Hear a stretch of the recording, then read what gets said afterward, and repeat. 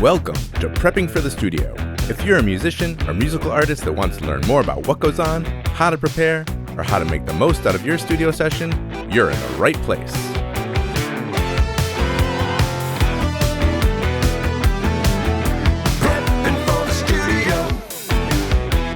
Hello, and welcome to Prepping for the Studio, the podcast for musicians who want to learn more about the studio, what goes on, and how to make the most out of their time and money. I am Roy Silverstein, and I'm joined by my co-host, Brian Scheuble. Howdy doody. How you doing, Brian? I'm pretty good. Excellent. We're here on another episode of Season 3, talking to different folks about different things, and today we are very happy to have David Mead here to talk about prepping your instruments. Yay. What's up, David? Hi. Hi, David. I've known you for several years here as a musician, but also as a guitar tech and a little bit of a drum tech. Yeah, drummer and drum tech. Yes. You're a drummer and you play guitar, so that makes sense. Yeah. And you're based here in San Diego, where we record the podcast here at Reverb Recording.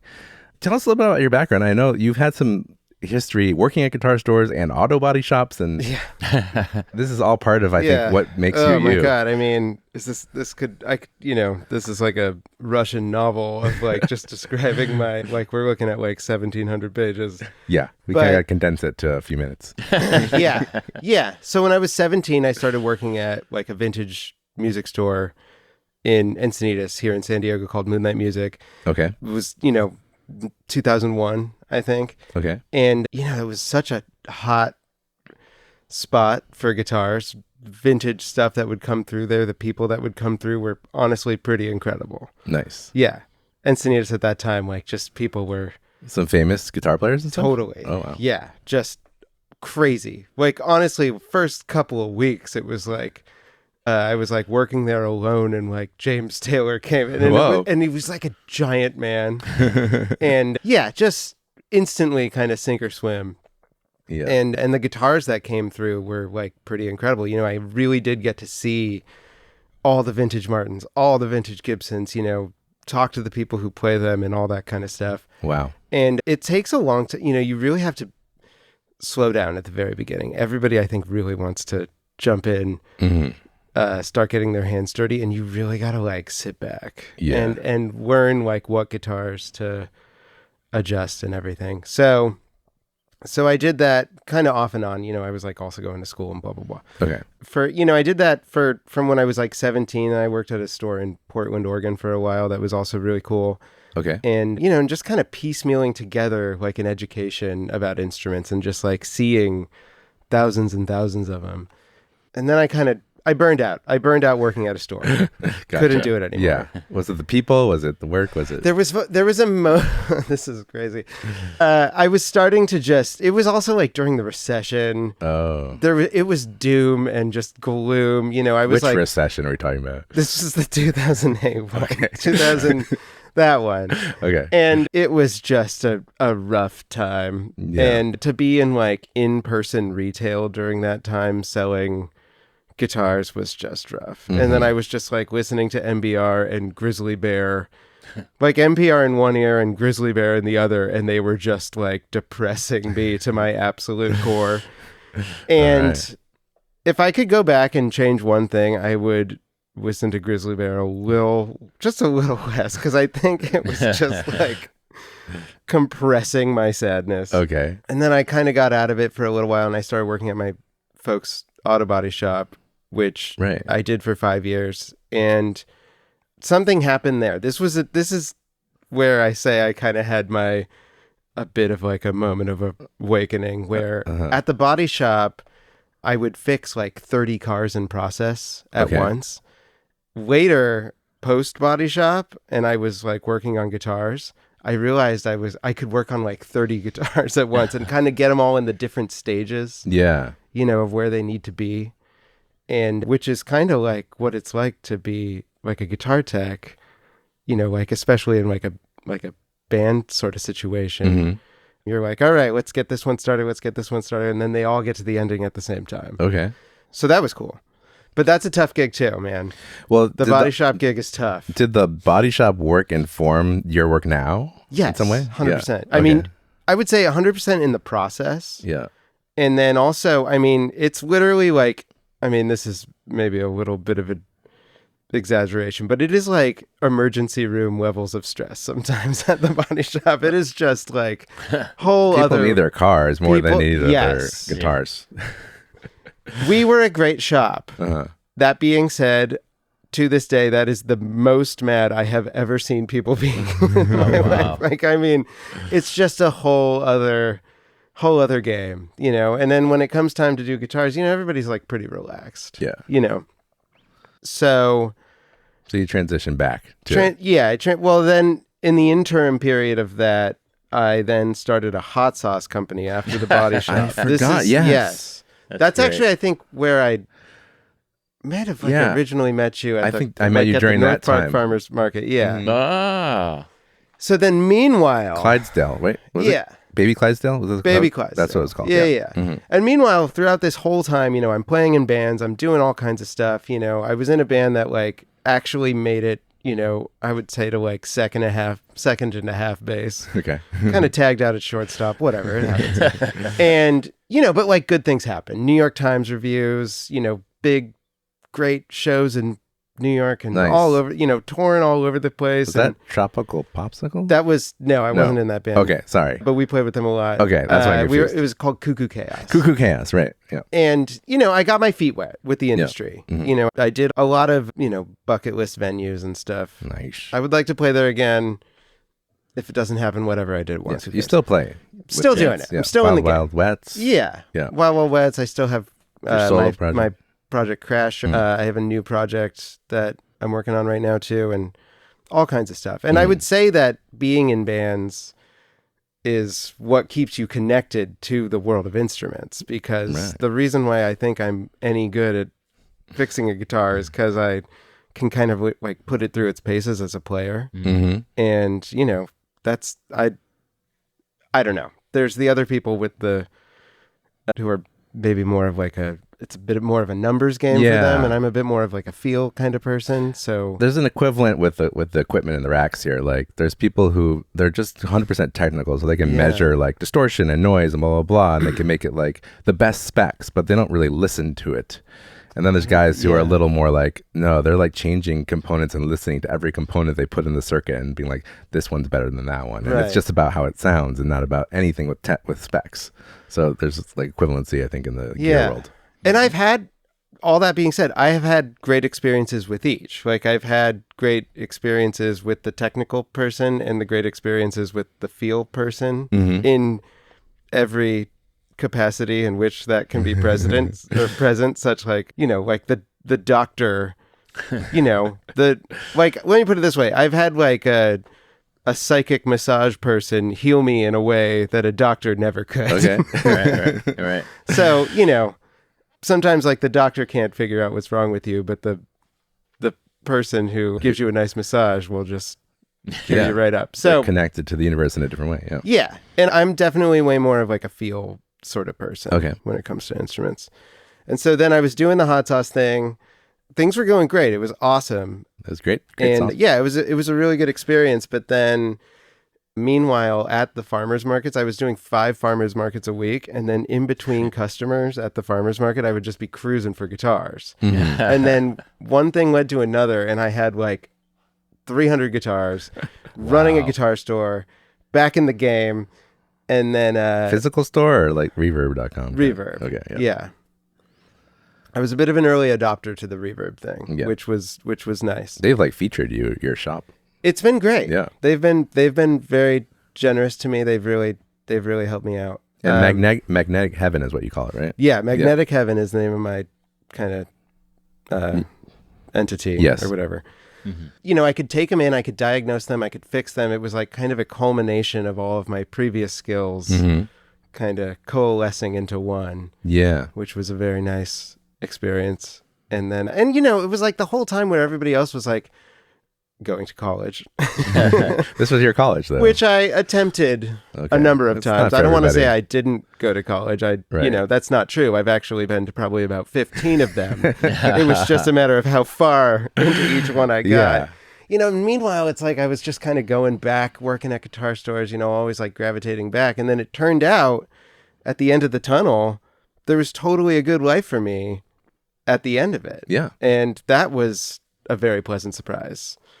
And this is where you are now. I mean, I'm sitting on this nice couch in your beautiful studio. I mean, yeah, you're on prepping for the studio. Your life is peak right now. Totally. Right. I'm not underneath somebody's Honda Civic that ran over a deer at the body shop. Yeah. Because...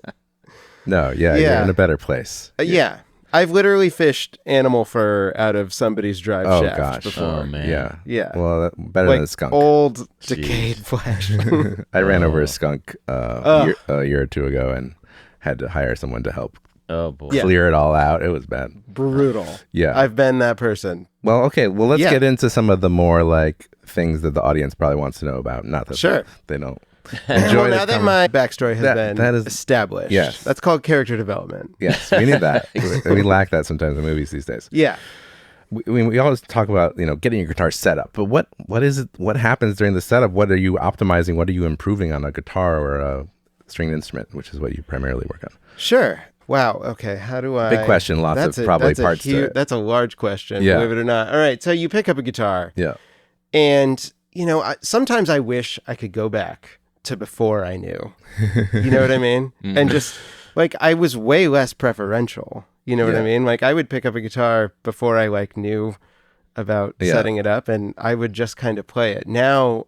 Before I can play it, I do kind of hone in on the flaws. Right. Or I don't This is say, like being an audio engineer. and I don't want to say, we listen to music. We can't help but diagnose what's wrong with the mix. Totally. Yeah.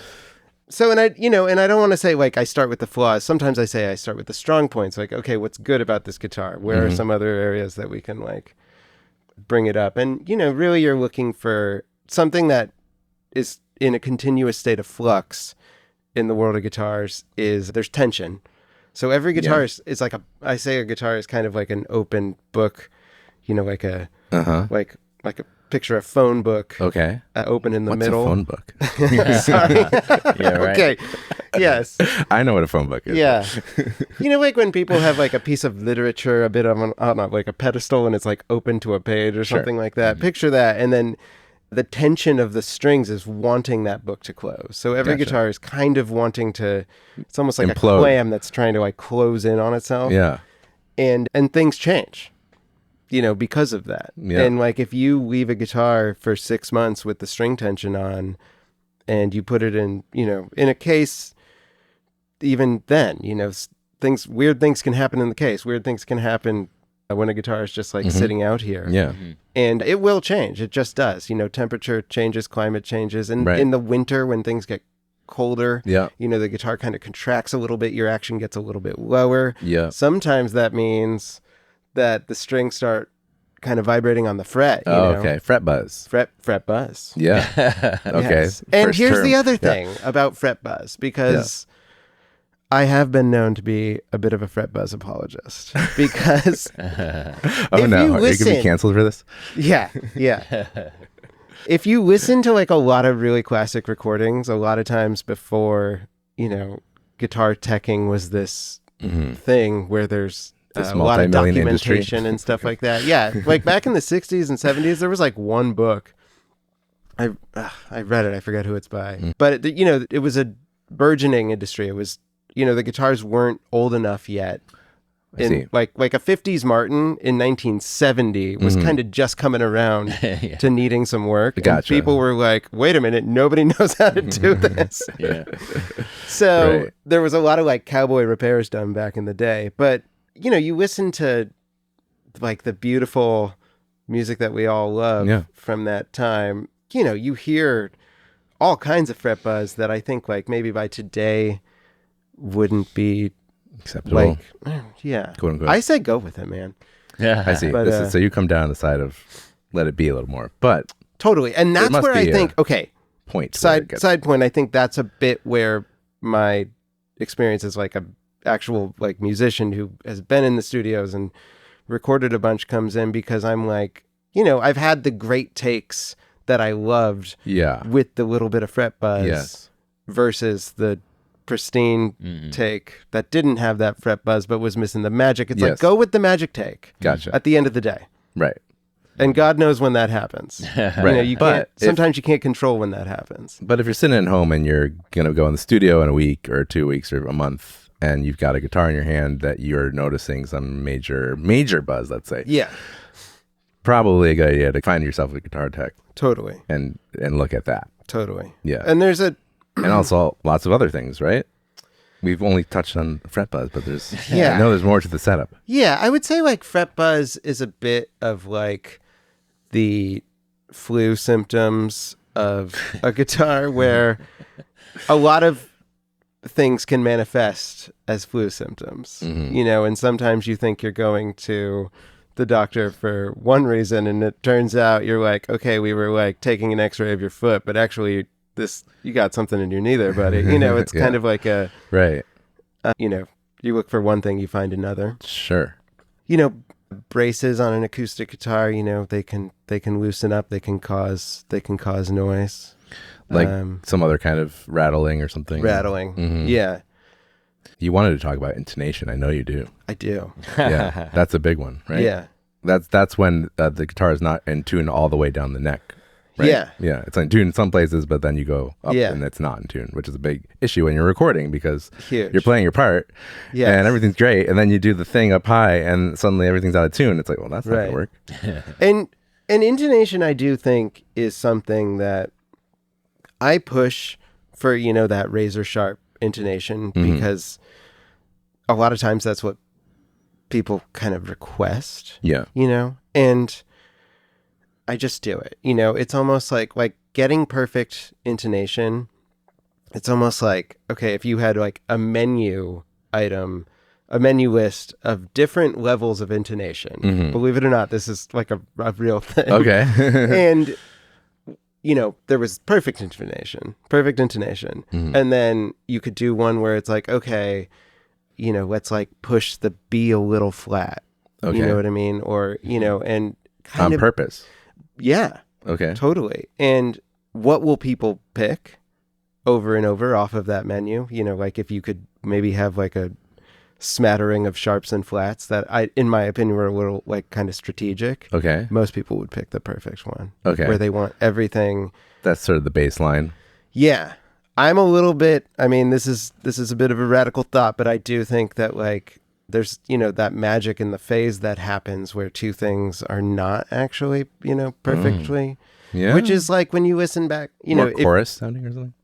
Totally. Yeah. And I mean, if you listen to, or if you look at the Beatles instruments from like some of their ones and you like zoom in, oh my Lord, you're like, how does that even work? Like when Paul flipped his bass over, I don't think they changed the nut, which is like mind blowing. And so these strings are just like sitting on top of this giant nut. Whoa. And then that is just going to be off by a mile. And then, but maybe that's why.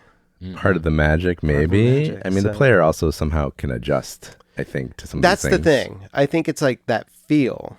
So it's like that person who can hold that chord. Yeah. Like one person holding a chord on a guitar will sound and feel very different than just another person holding the same chord on the same guitar. Yeah, it's crazy, but it's true. I mean, I experience it all the time with drums and piano. It's like drums sound great, but put a different player in front of it, they sound like crap. Incredible. It just absolutely not even the piano. Same set. Piano sounds great, but a different player on it sounds like crap. Yeah. It's just like so much is in the fingers in the instrument. I mean, in the player. Totally. The player's fingers and the feedback loop that happens between them. Yeah. Playing the instrument and what they hear and adjusting. Yeah. Okay, so you take your finger. Yeah. You put it on the string, on a fret. You are now, your flesh, your finger flesh. Okay. Is a part of that instrument. Oh, shit. Now. Yeah. You know what I mean? And it's like, in the same way how, you know, the nut material, like people, and, you know, the nut material, oh, we got a bone nut. You know, this, you know, weird. This nut is messed. Like literally people are making nuts out of like, you know, dinosaur bones. Oh my God. I've seen it. Wow. Honestly incredible. And so, you know, that is a really conductive material. The nut disappears right after the first fret. So like you make an F chord, like an F bar chord, that nut's gone. You're no longer hearing the nut. All you're hearing, like your finger is now the nut. Right. Yeah. Mind blown. So good point. Yeah. Do you make adjustments to the nut though? Is that part of your setup process? Oh, huge. Yeah. Nut health is a lot. That's So, very okay, important, guys. let's expand a bit more on the intonation Yes, it's concept, a big topic, because right? talking about the nut is we're also talking about intonation. So the nut and the saddle. Okay. Oh yeah, the saddle. So the nut and the saddle, those are the 2 points of contact Right. on the guitar. On either end, essentially. Yeah. And that's the tightrope Yeah. on which you walk. So what about the tuning peg stuff though? I mean, that's after the nut. Okay, it is, but it's another endpoint. I guess. It's after the nut. Okay. I mean, yeah, it's an endpoint, but the idea is that you have a nut and a saddle, a string stretched across them, and then afterwards, that string is kind of like tied to the ground, like almost like a circus tent is tied down. Okay. You know what I mean? Yeah. And those 2 points of contact on the saddle and the nut, that like is everything. Okay. You know what I mean? That's your world. What's that? That's your world right there. Yeah. That's what you're working with. That is the contact point by which the string vibrates the instrument. Yeah. And that, like the conductivity of the nut and the saddle right there, is going to determine how everything else about the guitar. Okay. You know what I mean? Because the vibration is kind of like a domino effect of this is first the string, you're vibrating. Right. Then the string is vibrating. Then the nut is vibrating and the saddle. Then the guitar is vibrating. Okay. So the guitar, everything, like the body and everything, that's all after that. Okay. So. Gotcha. So you make adjustments to the nut. You make adjustments to the saddle too, I imagine. Yeah. All trying to work out the intonation or the fret buzz, the action. I would say like first is like contact and how flush everything is. Like you want that nut to be absolutely flat against the surface that it's sitting against. And then you want that saddle. The saddle is, electric saddles are a little different and everything. But yeah, the acoustic guitar versus electric guitar. Yeah. Look what happens when you put like the rubber bridge on the guitar, of which since that Taylor Swift documentary I have done probably like hundreds of times. Yeah. Okay. As I've said before, for the record, I love the rubber bridge. Yeah. And yes, the rubber bridge is the Floyd Rose tremolo of COVID. That's funny. Let's just That's great. say it how it is. Okay, guys. Yeah. But look what happens when you change the bridge. Yeah. The whole guitar changes. Oh, yeah. Everything That's changes. a huge difference. Yeah. And that's because like the point of contact between the string and the guitar is kind of interrupted. And for that reason, it's kind of like, you ever see like those experimental piano players who like put stuff on the strings? Oh, yeah. Prepared piano. Yeah. Prepared piano. I've done a little bit of that here. Yeah. Love it. Yeah. And you can kind of treat the guitar the same way, like with the rubber bridge and sure, different bridge materials sound totally different. Right. And yeah. What about the strings and the string gauge and the types of strings? Is that something you get into also? Sure. Okay. Yeah. Is there like a string gauge, like something like this is optimal for this guitar? Or is it like more about like, oh, I want this sound, that sound?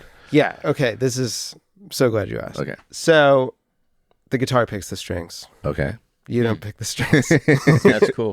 The guitar says. Yes, the guitar picks the strings. On me. And also, you ever hear the thing like, you don't pick the guitar either? Like the guitar picks you, you know what I mean? Harry Potter and the wand picks you. Yeah. Yeah. Yeah. Yeah. I mean, we've all had that guitar that you want to love. And then you have the guitar that you do love. But then the guitar that you don't think that you should love, that you actually do love, and then you let it go, and then you're like, oh my God, I was an idiot. Why did I let that go? Yeah. So the guitar, I think the guitar picks the strings, and every guitar has a string gauge that it likes. Okay. And sometimes you can read that about the guitar. I wouldn't use that as like a totally Absolute truth roadmap. Right. Like I think like there's a feel to the string where, sometimes you pick up a guitar and you're like, okay, I feel like this is like I'm playing like a chain link fence. I mean, it just feels so tight. You know what I mean? Yeah. Tight. Yeah. Too tight. Blech. Yeah. Uncomfortable. Uh-huh. And there's a I feel like there's a feel of that string where, you know, it feels active and alive, but still graceful. Mm-hmm. And it can have like a range of motion that it likes. Gotcha. And Okay. so half gauge strings, the reason I think like that really exists is because like I've literally had guitars where 10s are too light, but 11s too heavy. Okay. I didn't even know that existed. Okay. I didn't know either. Cool. Yeah, like and I have some guitars that I put 11s on and they feel like sometimes you ever put a heavy gauge of string on a guitar and then it feels like a lighter gauge. I don't know if I've experienced that, but I believe. Okay.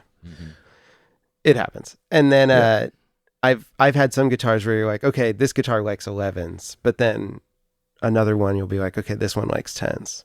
Okay. So So you feel this out somehow. Gotta It's part feel of your Yeah. This is part of your secret sauce of your feeling. There's no secret about feeling. Everybody can feel. Yeah, it's true. Everybody can feel. But you have some gut instinct when you pick up the guitar or you try Yeah. something and then you try Okay. something else or There's another aspect to this life story. I got my holistic health practitioner's certification I see. over, and I like did full on hippie insanity, and it was great. But you know, it is a lot of like, you know, like the way how you do body work and massage and nutrition. I did nutrition. I was like a nutrition Okay. person, and you know, it's a lot of feeling and a lot of like, you know, if your body is doing this, that, or the other thing, what are, you know, are you giving yourself too heavy of a gauge of string? You know what I mean? Yeah. And I think The donuts. yes, Eating too many donuts. Yeah. that if I ate that, if I ate one of those donuts that you brought in here, that would be like putting a like 16 gauge strings on like a 20s Martin. I would just like collapse on myself.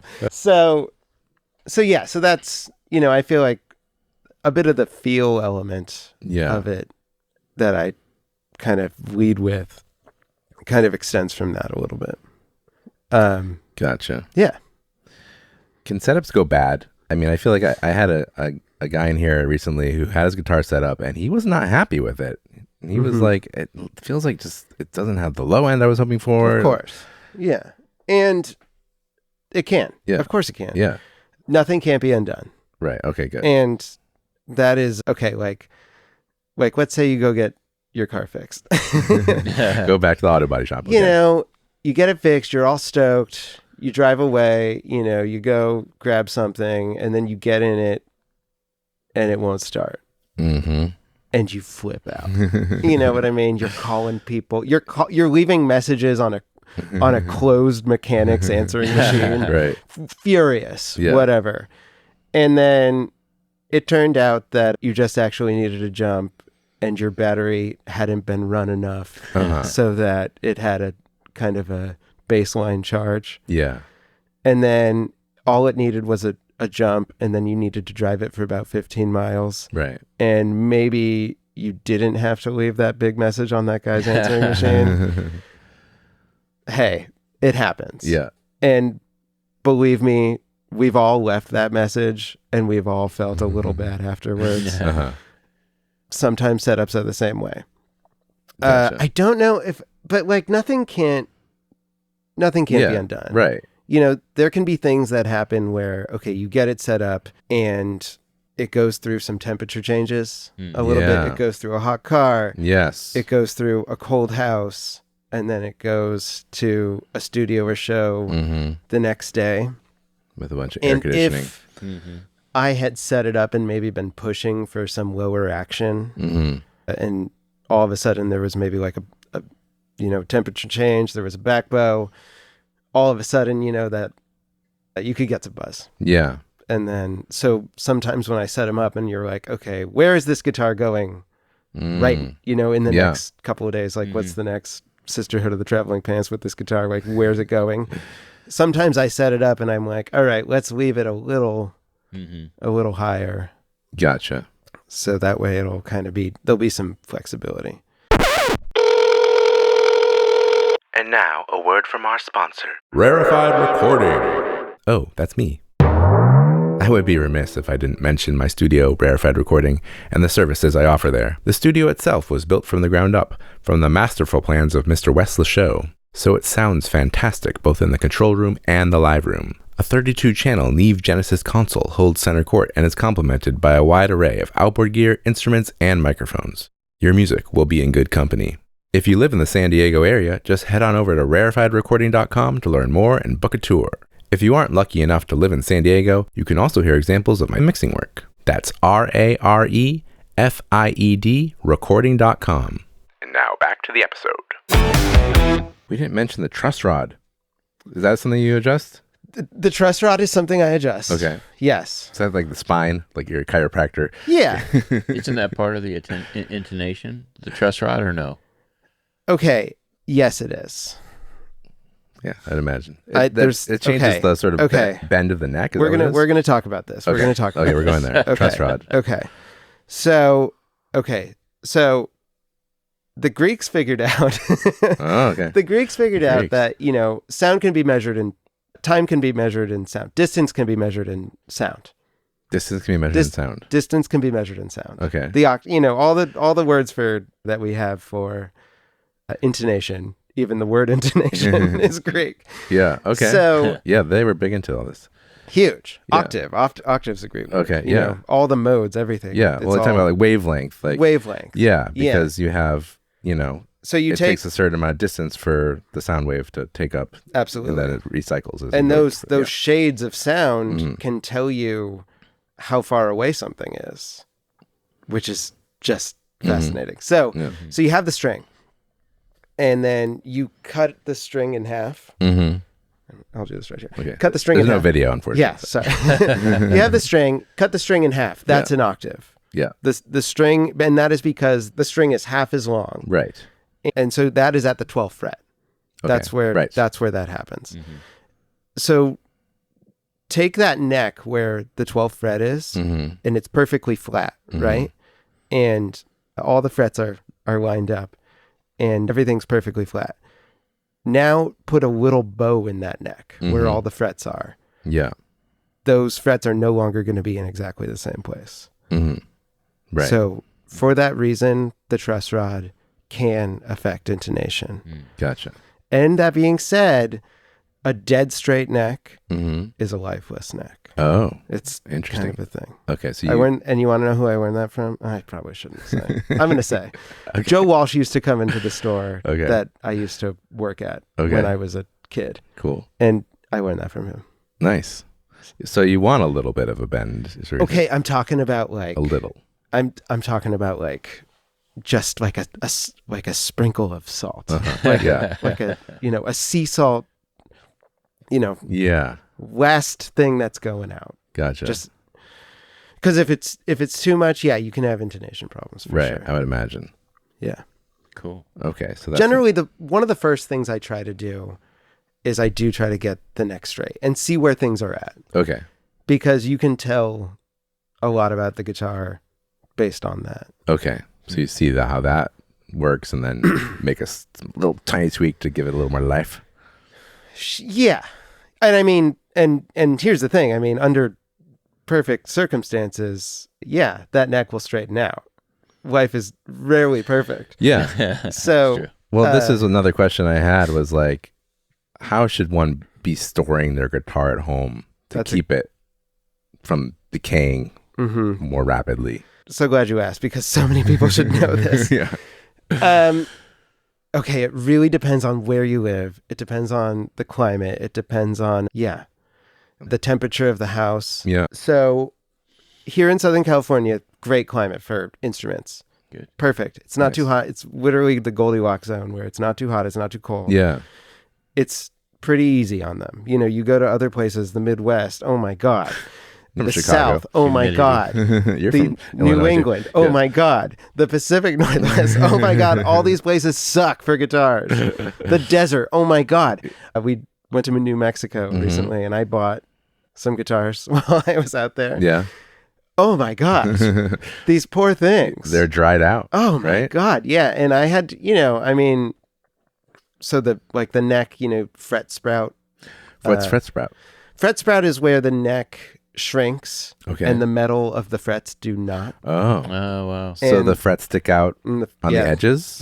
And Oh, it's that would be painful to play. And I've never seen fret sprout quite like this New Wow. Mexico Jazz Master I got. Wow. And I rehydrated the neck to where rehydration is so much of my I've seen your thing. posts about moisture tube. yes. Moisture Tales tube is of a moisture tube tube. of moisture that Wow. that descends into a guitar like you ever see those like rescue divers? Moisture tube is like a rescue diver. Okay. You know? Yeah. And so moisture tube goes and can rehydrate the guitar. But on the neck, it was But like only for an acoustic, right? moisture tube. Yeah. Because you have Yeah. to put it inside the guitar. You have to put moisture tube inside the guitar. Interesting. Wow. There's many different ways to rehydrate a guitar. Some I kind of have like this like hydration kind of chamber situation that I built. Wow. And you put the guitar in the hydration chamber, like literally any piece of wood you want rehydrated, and put thirsty wood next to a source of water, and it will drink it. Okay. And so this like this one Jazz Master neck I had, the fret spout was so bad, and one way to look at it was like, okay, let's take those frets down. Yeah. File it, refret it or something. Yeah. I was like, no, let's bring that neck Oh, up. yeah. You know what I mean? Yes. And literally that neck swelled back to 100% health. Wow. Wow. And the fret spout disappeared without me having to touch That's great. a Amazing. file. Yeah. And that is when I felt like I was back at I call it my hippie medicine school. I got my HHV degree because, okay, you go to the hospital and somebody's like, yeah, I don't like the looks of your thing. We're going to just have to cut that whole thing off. Right. And you're like, I don't want to cut my whole thing off. Right. And then you meet the hippie at the self-realization fellowship or something. And he's like, hey, I got this guy for you. Yeah. And I the see, next thing yeah. you know, you're rehydrated. you're rehydrated. And you didn't have Yeah. to go under the knife. So Right. I would say like But we're going back to the storage thing. So humidity is a big humidity is huge. part of it. If you're in a dry climate, you need to maybe have a humidifier. I have a quick question. Sure. Like just like an average, how long would you need to hydrate it for? Something Okay. like that. Yeah. Great question. And the answer is the guitar tells tells you. you, okay. Okay. If you have a guitar humidification thing, kind of like I use moisture tube. There's all kinds of different approaches to it. And on acoustics, way more kind of important than on electrics. I have seen electrics get all dried out all the same way, but there's more wood to electrics, so they don't totally lose all that moisture the way like a very thin walled Yeah. like an acoustic, that the moisture that it's hanging on to, I don't think it's very much. No. So if it loses a little, it loses a lot. Yeah. Yeah. And it's something you want to stay up with, and then the guitar will stop drinking when it's done. Okay. That's awesome. You can only absorb so much. You can only absorb so much. Yeah. And then so you got to give the guitar, it's almost like giving like water to a horse or something. It's just like, if it's still drinking, just let it go. Okay. Right. You know what I mean? Yeah. And so I do like rounds of moisturization or rehumidifying. Moisturization. That's a gross word. So, Moist is one of the words. yeah, moist is a word that we shouldn't use on this podcast. So, yeah, I would say like if you have your guitars out like this, Yeah. and in a studio situation, you get these nice racks, you put their guitars up there, day by day they will be losing it a little bit. So what I do is I get like a moisture tube situation, dry the moisture tube off. Okay. The moisture tube is called a dampit, by the way. Okay, that's the- Dampit. Actual name for it. They're like $8. Okay. And I have like 6 of them. And on sometimes like really, really severe cases, I will like throw all of them in there. Wow. And then put a piece of saran wrap across the hole. And then sometimes if a guitar is so wrecked, there's cracks all over the place, I'll literally wrap that whole guitar up in plastic wrap and just not let that moisture have any place to escape. Yeah. And You watch the guitar heal. Wow. Like Wolverine. Like the literally like disappearing. Like The cracks go away. the cracks go away. Amazing. And So there's hope for your crack guitar out there. there's unbelievable hope for your crack guitar. Yeah. So nothing was ever so lost that it couldn't be recovered. And I that's so true. Is there, guitar but is repair. there a type of damage to a guitar where you should just walk away, where it's totaled? Okay, there's a really legendary guy in San Diego named Urus. Have you heard of this guy? No. Old dude. I think he's Should from get him on here. Forget you. yeah. If you got him on here, I would love to hear this episode. So, and I'm just going to leave it at that. Okay. He's kind of a legend. Okay. And, you know, there's all kinds of stories about like the real guitar hero is the guitar repair hero. Sorry. Yeah, that's something else. Yeah. My guitar heroes are people who repair guitars.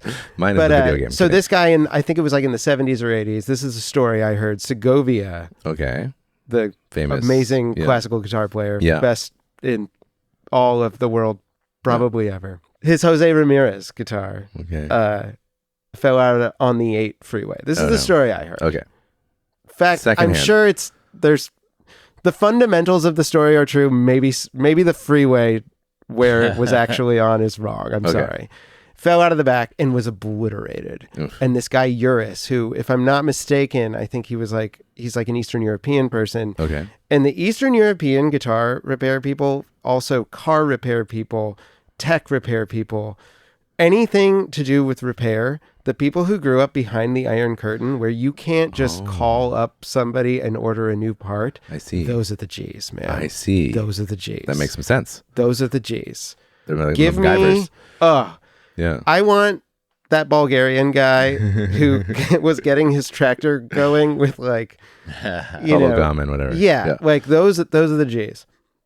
So I heard, you know, this guy fixed that guitar, and it was an obliterated, kind of like priceless, famous guitar. Uh-huh.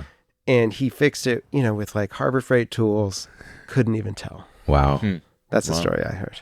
Okay. So there's hope for any guitar. you're There's saying. hope for any guitar. But you have to find the Eastern European Yeah. repair tech. If Okay. it's really bad. Okay. You remember the Hateful Eight movie? I don't know if I Remember saw that it. guitar?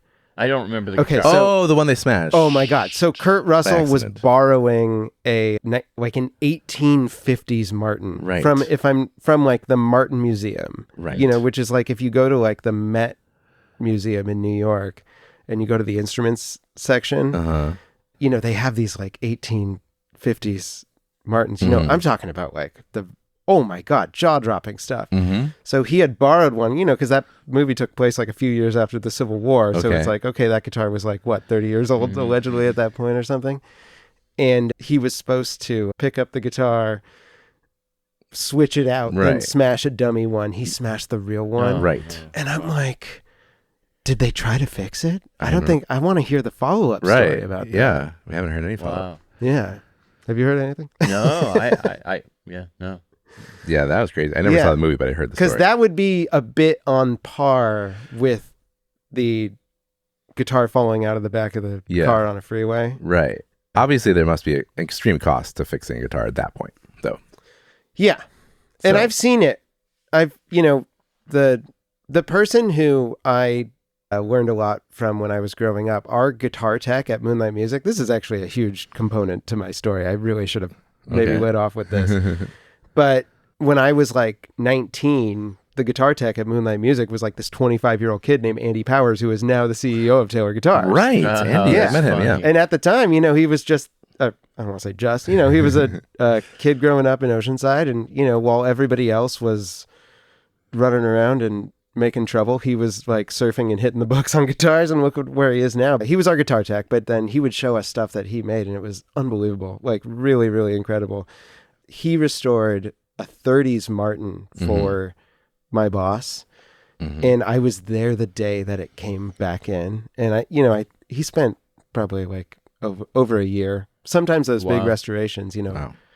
I've had projects that have gone on for, you know, years like that. Wow. Where you're like, you work on them a little bit at a time. Okay. Mm-hmm. And a 30s Martin back and sides were as I recall, like demolished. They were like in pieces. Whoa. The top was perfect, Okay. but it had serious issues. Yeah. And it was unbelievable. Couldn't even, part of the idea of repair is like you're maybe trying to not leave so much of a sign of repair. Yeah. Right. There's exceptions to that, of course. You know, Yeah. sometimes I'm like, all right, let's just go for it with this guitar. Who cares? Yeah. Whatever. Sell it for cheaper than Yeah. normal. Yeah. Totally. On a 30s Martin, you don't want to do wanna any do it like, right. cowboy stuff or whatever. And he would come in and I would just, ask him questions. And wealth of knowledge. I bet. That's Yeah. awesome. What is it about Martins? I mean, I love them too. And for recording, if someone brings in a Martin, we're good. Like, Yeah. Have you had that experience too, Brian? Yeah, It's yeah, just- Martin's, Gibsons sometimes. Yeah, they just record really well. I love them. Do you know why? They just, I love them. Why? That's a great question. They're just lovely. yeah. They're just lovely. Okay, you could talk about, some Martins, the J45, the Gibson J45. On its own, if you were just playing the J45 and not singing, it's a little uneventful, Okay. I guess. You're like, okay. You're like, this is, it's a nice cracker with nothing on it. You know what I mean? Okay, yeah. That's funny. And then you sing on top of that. And you are the accoutrement. Caviar or whatever. You are the thing on top of the Yeah. cracker. But sometimes a guitar is like a cracker where everything is, the cracker's maxed out. Yeah. Can't put anything else on that cracker. Right. You know what I mean? Is that also bad then? It can be, because Yeah. I think like to then sing on top of that cracker Yeah. can be tricky. Yes. And that's why the J45, where, on its own is kind of a little, I don't want to say plain, but it's, it's literally designed to have like the voice on top of it. Okay. And sometimes Martins can be so shimmering and so beautiful that they can kind of draw a little too much attention to themselves, whereas the J45 like really like gets out of the way. Okay. So For an instrumental though, maybe. for instrumental, Like, yes. Yeah. But I've had great experience with Martins, even on singer-songwriters. I've had, there's a place for everything. Yeah. We, of course, have EQ. We can carve out some space. Yes. But, okay. Let's switch to electrics a little bit. Sure. Yeah, I want to ask about pickups, about electronics. You work on that kind of stuff too? Absolutely. Yeah. Okay. Yeah. Like with the electronics, what are you looking out for when you get a electric in? I don't even know where to begin with that. Okay, Yeah. let's say, so a pickup, different types of pickups. Yeah. Are you adjusting the height? Or what do you? Yeah. Height. Okay. Yeah. That's a great Okay. way to put it. Yeah. Because I love every pickup. Okay. I love, They're all have their own thing. I'm at the point now where I do think everything sounds really great. And, it's like, I think in this world, we're celebrating really nice, carefully made things. And we're also celebrating like the PV decade. Right. Yeah. Do you know what I mean Yeah, by that? I know. Yeah. We're into all that now. Yeah. Everything has its place in which it is good. Totally. Distance in height from the pickup to the string Yeah. is probably like the most impactful like adjustment. Okay. You know what I mean? Yeah. That you can like, For an electric. I think so. Yeah. Because that affects like how first of all, a lot of it is how much noise there will be. Noise is a big problem. Yeah. Noise is a huge problem. So So you're trying to get the signal to noise ratio better? Kind of, is that the idea or what? 100%. Yeah. So if that pickup is too far away from the string, it's almost like the pickup's kind of like straining to hear the string. Yeah. And there's a lot of noise. There's like an air gap in between. Yeah. So you'll be like turning it up, trying to get volume, but you'll be also like turning up the noise. Yeah. And, in a studio world, I have, sometimes I've given up trying to abolish noise. It's so hard. It's so hard. It's the big battle that I deal with most of the time with electric guitars. Is Huge. buzz. Huge. Yeah. And it's the pickups, I think, right? Totally. And, Yeah. you listen to They're like antennas. the old recordings and stuff, they're totally in there. Like At the same time, there was less electronics and stuff around. So maybe, not as bad. I don't know. that's true. But And also like the voltages and everything of everything back in the day were different than they are now. So And now there's a lot more RF stuff flying around because that's something There you'll is. get cell phone getting into your pickups. You'll Yes. get other weird things. I don't know what they are sometimes. Yeah, Yeah. super annoying. But I do think that like getting the strings up pretty close Helps. or getting the pickup up pretty close to the strings, really in a studio setting, I think you're going to be happier overall. Mhm. Does it change the tone too? It does. Okay. Is really, it a little bit like a microphone when you get it close to a source, it usually gets bassier? Does it do that sort of thing? I wouldn't say it gets bassier. Okay. It does get more, the attack Mm-hmm. gets way more pronounced. Okay. You'll hear more pick noise. Okay. Can be good, can be bad. Right. So too You close may be a problem. Oh, too close can be a problem. Yeah. Yeah. And then, a pickup is a magnet. So Yeah. a pickup is pulling on the string. Oh. And like if you have, like, have you ever heard the thing, you get a Les Paul with one pickup. And you're like, ooh, I want a Les Paul with one pickup. I want a guitar with one pickup. Mm-hmm. You play it. Eventually, you have a bit of a realization. This is not just like a guitar with two pickups that you're just playing on one. Uh-huh. That magnetic pull, even if another pickup is not active, Okay. that magnetic pull of the other pickup is causing like that string to behave and Wow. it does change things. Interesting. So this is a bit of a discussion in the guitar world. Reddit, subreddit, blah, blah, blah. Totally. But if you have a one pickup guitar, I don't know. Some people kind of like play them for a while and then they're like, man, I miss the feel of when that other pickup was, even though I didn't use that pickup. Yeah, but right. just I having like the this guitar magnetism more. there. Yeah. Interesting. I know. Interesting. Yeah. See, there's like when you think of it like that, I feel like, magnetism. Mm-hmm. What is that? Yeah. We can't see it. We can't feel it. Yeah. And it's all But around you us. respond to it and Yeah. I feel like you know it. And like when somebody was like, I like this, like what is it about an instrument that makes somebody be like, I like this? Mm-hmm. Mm-hmm. Because when somebody is like, I like this, then they'll make their best music, I guess. Yeah. Totally. I mean, the RF thing, the RF interference and all that kind of thing, there are some pickups that supposedly are more like noiseless or something like that, but There are. they just don't sound as good or something. Okay. In the 80s and, the lace sensor Yeah. pickups were coming Yeah, around. my Those are friend had actually, those. those are passive. Okay.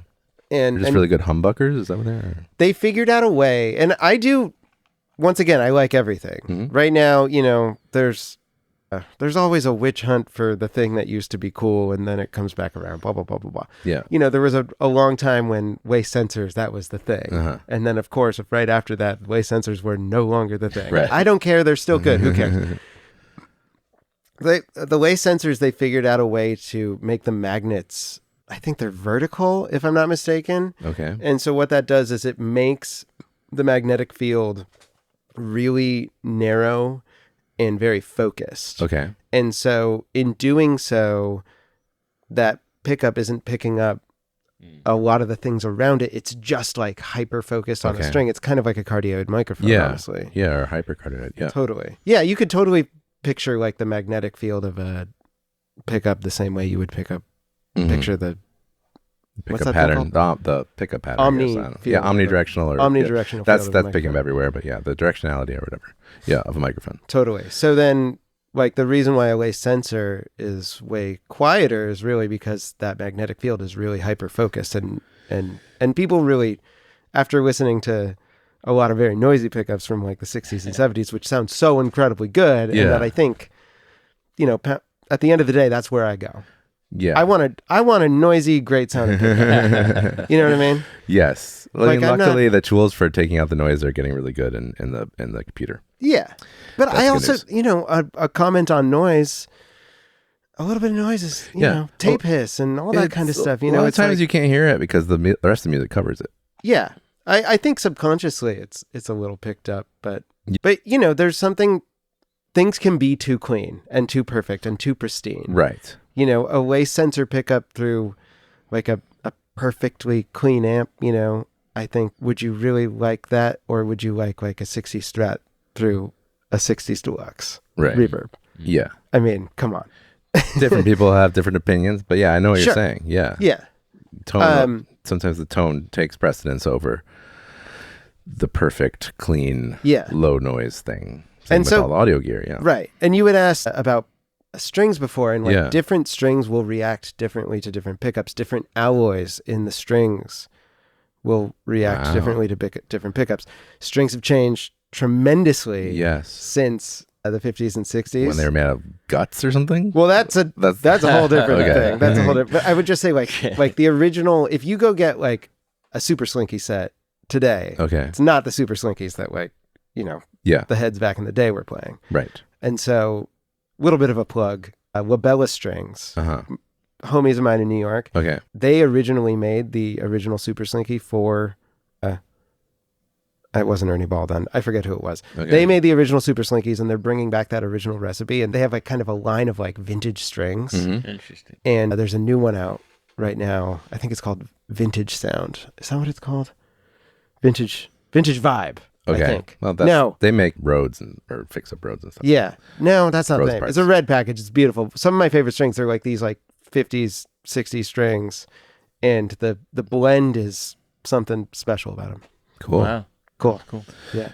Where do you land on new strings versus used strings? The studio, I never really liked the sound of a brand new string for No. some reason. Hate them. What is it about? It's just too bright. Too. Kills me. Yeah. Kills me. Yeah. Give me. How long should Yeah. you wait? How long should the strings be on before you go to the studio? Do you think? That's a great question. If you're rolling into the studio, and I would say if you want to get your guitar set up before, Hmm. I would say like bring it to me like 4 to 5 days before you're going. Okay. Let's say you're making a special recording that you're doing some, you're putting a lot of intention behind this. Yeah. You want it to go good. Bring me your guitar 5 days before. We'll discuss everything and I'll get it back to you Okay. and play it for a few days. Yeah. And then maybe right before you go in, we could, you ever get a haircut and you're like, okay, I just want to get my bangs shortened just like a millimeter. Yeah. It's kind of on the house. Okay. You Yeah. go back in there, you're in there for maintenance trim. We call it. maintenance. Yeah. Yeah.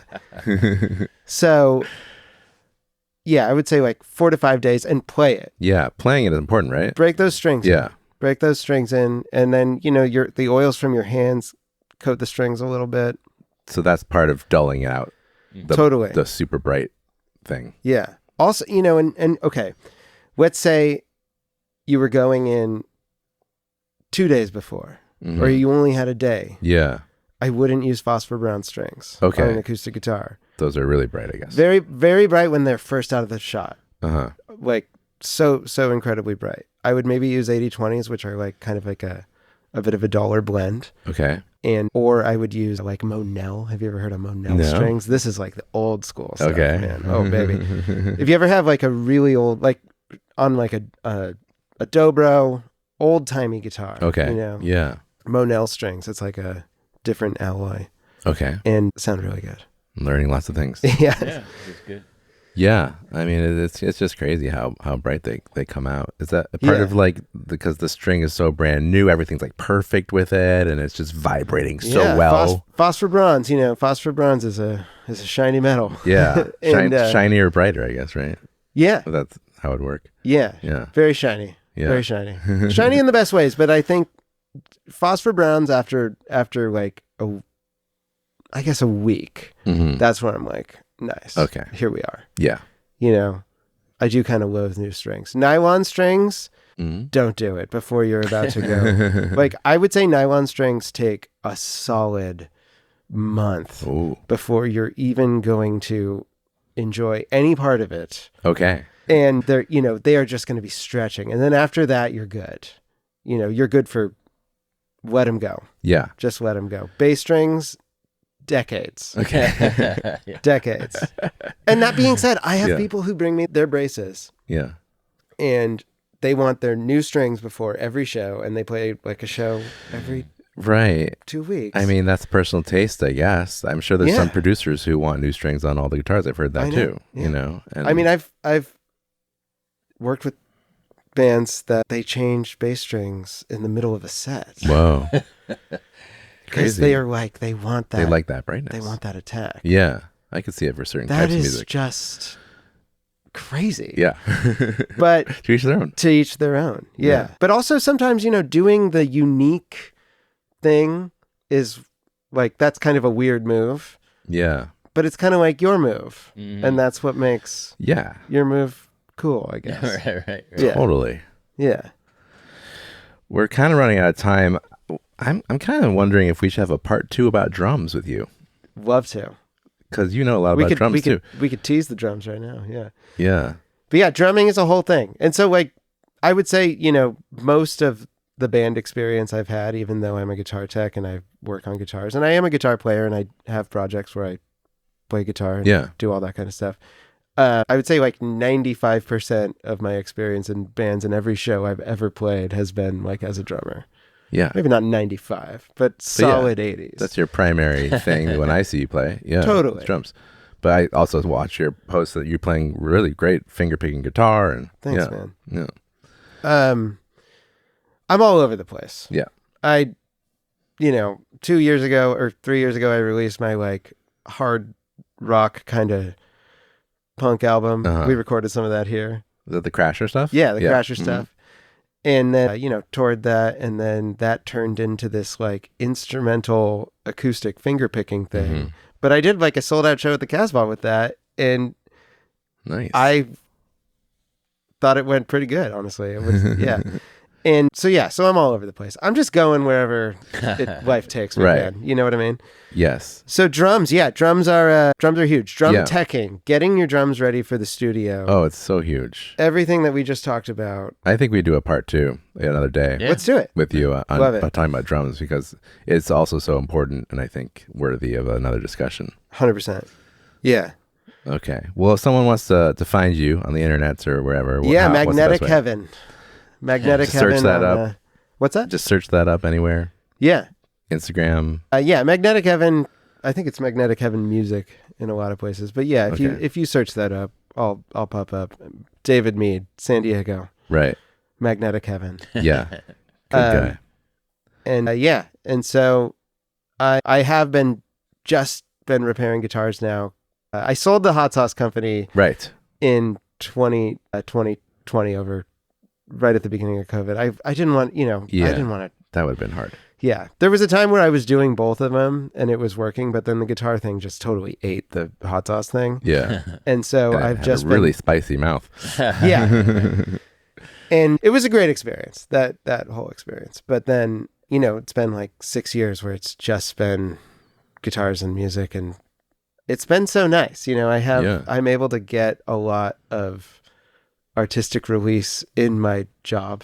Yeah, I imagine so. And, when I was digging a dead deer out of the bottom of a Honda Fit. Not so much artistic release. There's in an there. art to that too. But, Yeah. I would say like, back in the day it was, I would like use bands kind of like, I'm doing auto body, but I'm still playing in bands. And it's like, if you're a guitar tech, I'd say you want a guitar tech who is active in music. You want somebody to work on your instruments who is active in music. That's just my opinion. Yeah, it makes sense. To me, it makes sense. Yeah. Totally. There's somebody else who could explain why that's not inherently true or whatever. Right. But to me, it makes sense. I think it's like you want the doctor who is as healthy as you want to be. Yeah. You know what I mean? Yeah. Or for that reason, you want like the life coach whose life isn't messed up. Yeah. Everyone's got their problems. I think. Yeah. But, I hear what you're saying. Cool. So man. you're actively playing and you're doing the That's guitar how I know fixing and any reason why I know what a guitar like should need is because I feel like I'm connected to the guitar as somebody who could play the guitar. Yeah. And the same is true for drums. Right. Yeah. We'll talk about that next time. So stay Part 2. tuned. Yeah, a part 2 with David Cool. Mead on drums and prepping your drums for the studio. So thanks for joining everyone, and we'll catch you on the next one. Yeah. Cheers. Okay. Thank you, Roy. That's our show for today, folks. Thanks so much for listening to Prepping for the Studio. If you enjoyed this episode, please leave us a 5-star review on whatever platform you listen to your podcast from. And don't forget to subscribe and tell your friends. Episode info and my ebook, A Musician's Guide to the Recording Studio, are available at preppingforthestudio.com. If you have any questions, feel free to reach out there. Prepping for the Studio was recorded and edited at Rarefied Recording by me, Roy Silverstein. Theme music written by myself and Ariel Levine, performed and recorded by Ariel Levine. Many thanks to my co-host Brian Scheuble and you. Best of luck to you and your musical endeavors. And remember, as Alexander Graham Bell once said, before anything else, preparation is the key to success. We'll see you next time.